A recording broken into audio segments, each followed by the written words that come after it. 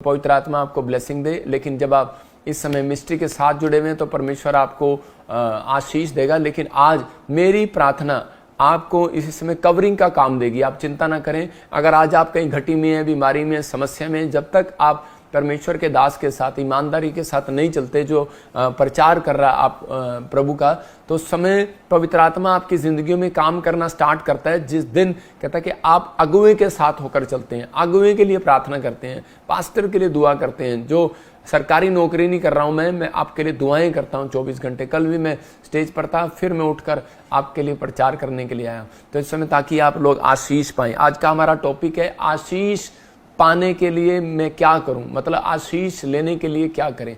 तो इसी समय जब आप इस टॉपिक को देखते हैं और लिखते हैं, पवित्र आत्मा आपकी जिंदगी में काम करना स्टार्ट करता है। बाइबल बताती है कि खुदा के साथ जुड़े, मतलब आप इसको लिख सकते हैं, स्क्रीन पर देख रहे हैं आप, खुदा के साथ जुड़े रहें। अगर आपको आशीष लेनी है तो कह रहा रब के साथ कनेक्शन बनाकर रखें, परमेश्वर के साथ कनेक्शन बनाकर रखें और प्रभु बोझ लें। अब इन तीनों का मतलब मैं आपको समझाता हूं। मतलब खुदा के साथ जुड़े रहें। खुदा के साथ कैसे जुड़ा जाता है, कनेक्ट कैसे रहें।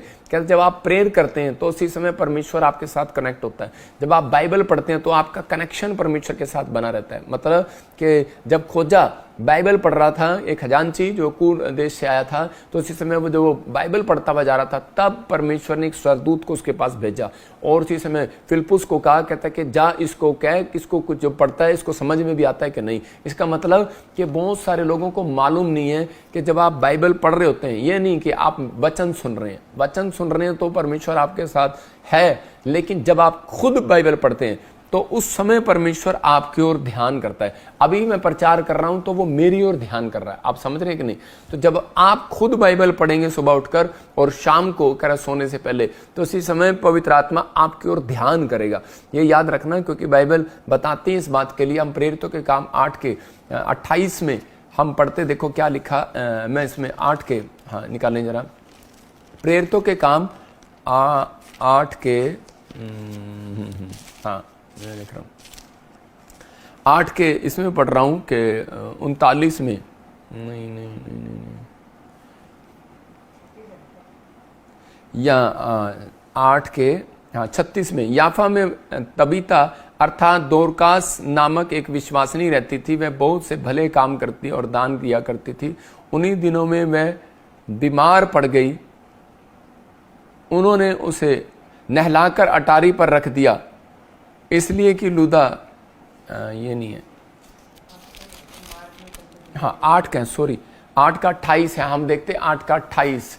तो उसमें क्या लिखा, कह रहा वह अपने रथ पर बैठा हुआ था और यशाया भविष्यवक्ता की पुस्तक पढ़ता हुआ लौटा जा रहा था। देखो क्लियर लिखा 8 के 28 में। देखो हम पढ़ते हैं, वह अपने रथ पर बैठा हुआ था। आप कहां बैठे हैं? अपने घर में, अपने कमरे में। और इसी समय कहता है कि जब आप अपने कमरे में बैठे हैं तो पवित्र आत्मा आपकी जिंदगी में चमत्कार जरूर करेगा।